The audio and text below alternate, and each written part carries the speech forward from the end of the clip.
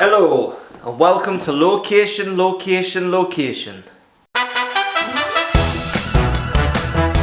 Today's location is in a little suburb called Jesmond in Newcastle upon Tyne. So today we're going to be looking at this little apartment on the first floor of this block. As you can see, we've got a little open kitchen dining area, a good sized lounge, one bedroom and a small bathroom. So as you can see, we've got a generous sized bedroom with a double bed and plenty of storage for your clobber mind. So let's go and take a look at the bedroom, pet. Do you mind trying to take a So I guess you're wondering, pet, how much it costs to stop in a place like this. It's actually £536 for 4 nights. Hey up, let me just stop you there. Alright guys, welcome back to another vlog. Before we go any further, I just really want to apologise for that acting. It was absolutely shocking and I'm really sorry to my friends in Newcastle. Again, that was shocking. I sounded more Welsh than I did Geordie. So this week, I just thought I'd actually film me coming away to Newcastle for the week. So as you may be aware, I'm actually a freelance health worker and I'm in Newcastle for the week. And I actually thought it'd be really kind of good to put a vlog together to kind of show you how I live cheaply on a budget. As being a freelancer, I get paid a fee for each day. I don't get any accommodation, I don't get travel expenses, I don't get any money towards food. So it's just a really kind of good way of showing you how I kind of live for the week and save money and make sure that I am healthy. I speak to loads and loads of clients, individuals, and they always kind of use the excuse of working away as to why they can't exercise, to why they can't eat properly. And I always say, look, at the end of the day, you're only as good as the excuse you're putting out there. There is ways and means around this. So I thought it'd be a good idea to split this vlog into 3 segments. So first of all, we're going to talk about accommodation. Second of all, we're going to talk about my diet. And third of all, making sure that I hit my exercise regime. So to put you in the picture, just to kind of explain what my week looked like. So I'm working 5 days this week. So Monday I had to hop over the Humber Bridge from Hull and I did a clinic in Immingham.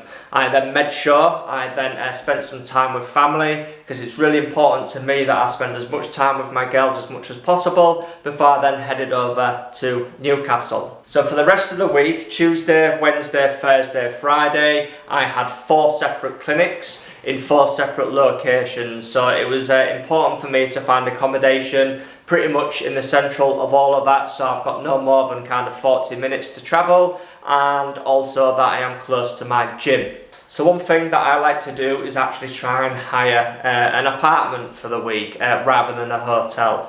This gives me the opportunity to control the controllables a lot more because it means I've got a kitchen to cook in, it means that I've got somewhere to store food in the refrigerator, and it also gives me a lot more space to exercise if I can't get to the gym or if the weather's poor outside.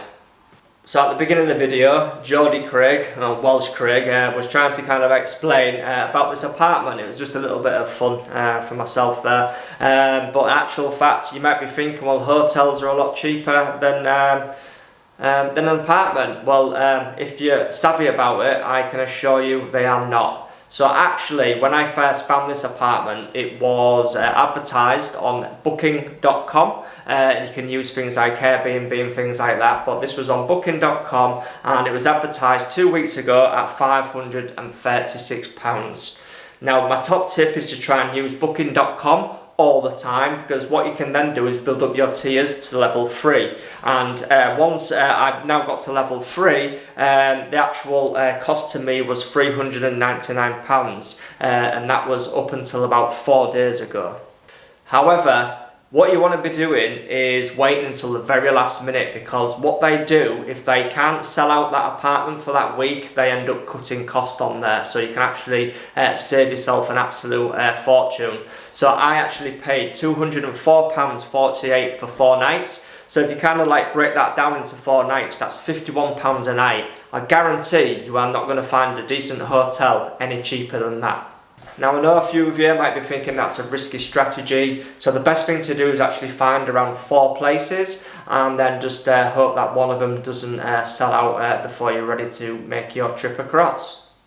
So number 2, we're going to move in on to my diet. So it's really important for me to keep up my health for my sport, long-term health. So it's really important that I eat healthier foods. And this is why I like an apartment, because it means that I can control what I eat. It means that I've got a refrigerator, cooking facilities, and yeah, it means I can have healthy meals. I used to work with lots of clients at the NHS and some of my kind of like people I work with within the workplaces would always use the excuse where the reason I'm overweight or the reason I'm unfit or the reason I've got diabetes because I work away a lot and that I've got no choice than other to eat hotel food or takeaways and go in the bar and drink 3 or 4 beers every night because my colleagues do so too. So that's why I like to have a kitchen. It means that I can cook food. What I tend to do is cook for 2 people and then I'll take one to work the very next day and I can refrigerate it and I can also take it in my little packed lunch bag. Like I mentioned earlier, I'm a freelancer, so I only get paid as a gross sum. So all the accommodation costs, food costs, travel costs come out of that gross. And then I tally up what I spend at the end of the week to then take home my net for the week. So having the kitchen, we can obviously go to the supermarket and buy just enough food for yourself. What I actually like to do, and it actually saves me an absolute fortune, is go to the supermarket after the gym or on the way home from work and get these little yellow stickers. So obviously these are close to date. And yeah, they're too good to waste, but you actually save a lot of money. And what you do find is that only fresh food gets thrown away. If it was unhealthy, i.e. full of chemicals or tinned and stuff like that, they've got a longer sell-by date, so you always find that you always get fresher food. And what it also does is give me a little bit of a surprise every single night. So yeah, I never know what I'm going to eat, so it's always a nice little surprise. Look at that. So some of you might be thinking that fish and chips or sauteed potatoes is not the healthiest of meals, and I would agree, it's not. However, if I was to get fish and chips from a takeaway, I would guarantee it'd be well over 1,000 calories, and this portion here is exactly 787 calories according to MyFitnessPal, and this total serving has cost me £3.79, so probably a third of the price too. So as you just seen, tonight's meal is fish and chips or sauteed potatoes with mushy peas, and last night I actually went to the supermarket and got a freshly cooked chicken and a couple of paninis cheap. Now the reason I got this is because chicken is a really good source of protein, it was a good price, and I can actually cook that chicken up and I will get 4 meals out of that, probably giving me around 100 grams of chicken each serving. So 2 of the days whilst I'm at work I will be taking sandwiches, and I will also be having a portion of chicken with the salad that I got tonight for tomorrow night's tea. So yeah, it just shows that you can get a great variety by doing it this way. It shows that you can get actually healthy meals by doing it this way. And yeah, it's just a really good tip to save you a lot of money and to stop you going in the pubs and getting takeaways for your tea.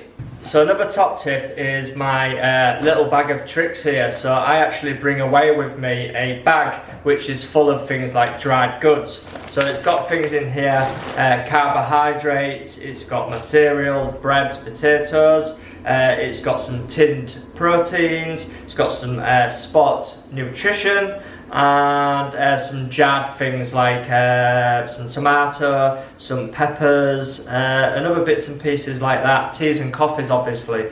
So one last item in this bag is my trusty set of scales. Now I take these every time I go away because they're not always guaranteed to be in the kitchen, but it just makes sure that I can A, calorie count, and B, make sure that I'm staying within my calories because I'm currently in a deficit. And this is a problem when you actually go out eating at takeaways or in the restaurants and the pubs. The calories on those meals are just way too high. So it's another good top tip to carry these with you. So number 3 is exercise. So it's really important for me whilst I'm away to keep up my exercise regime, because if I don't exercise, my goals next year will not be getting achieved.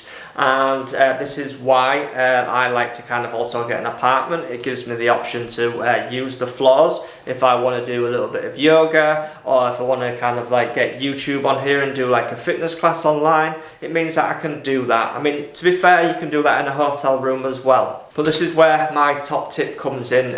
So if you want to obviously keep exercising, one of the best things you can actually do is join a national gym. So myself, I'm with David Lloyd's, and they are all over the country, and I believe there's only 2 sites where I can't go on my membership. So what it actually means is I can actually get a swim in, a bike, a run, a gym. If I want, there's a nice restaurant there as well, don't know, if I want to get a healthy meal rather than going to a pub. But yeah, there's a top tip which I think will serve you all well. One top tip is 100% do not forget your sports bag. Literally, about to go in a gym in Newcastle with a tote bag. Obviously there's other things we can do, so what we can do is go out for a run, albeit it's snowing outside today. There is a nice park because I'm in the Jesmond area, so there's what they call the Jesmond Dean. It's a really nice park, you can go running round. When I've been here before, I've done 5 and 10k routes. But yeah, obviously going out for a run or going out for a walk is always an option. There is always something you can do. Like I said, the only limitations are what you put on yourself. So my final top tip is to plan your exercise into your week. I know this is quite difficult, so what I like to do is try to break it up again into controllables and uncontrollables. So like Monday, for instance, there was no way on earth I could have fitted in any exercise. So in my training peaks, I just ripped that day off. But what I did make sure is that I hit my 10,000 steps, and I also made sure that I didn't go over my calories for that day. With the other days, I look at my work schedule, so I actually know what's coming up. Unfortunately, 2 of the days are only just over a half a day. 1 of the days is just 1 hour, and yeah, tomorrow is actually going to be a full day's clinic. So again, I'll probably end up writing that day off. Now I know some of you might be thinking at this point, actually Craig, I don't do triathlon, I don't need to go and swim, bike, run, and I personally don't like the gym, or I don't like getting on a hotel floor and exercising. Well, that's fine. What I could recommend is maybe using the area to go and visit like local monuments. So like as an example, I went to the Angel of the North the other day. Why aye, it's Angel of the North, pet.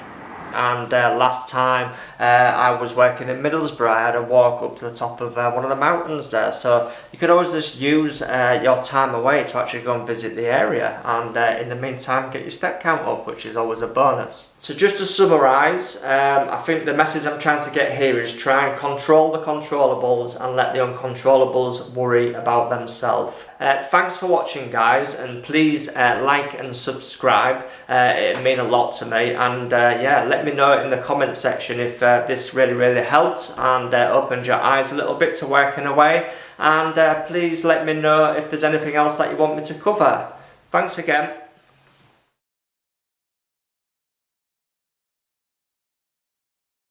So today we're going to be looking at a little apartment. It's a first floor apartment with 1 bedroom, bathroom and an open dining room kitchen. Is that right? Yes, a dining room kitchen. Why am I sounding Welsh, boy? Instead of from Newcastle. And that sounds Welsh too, fuck's sake. So today we're going to be looking at this little apartment on the first floor with 1 bedroom, 1 bathroom and a little masonette kitchen, like, you know. You know, it's great that.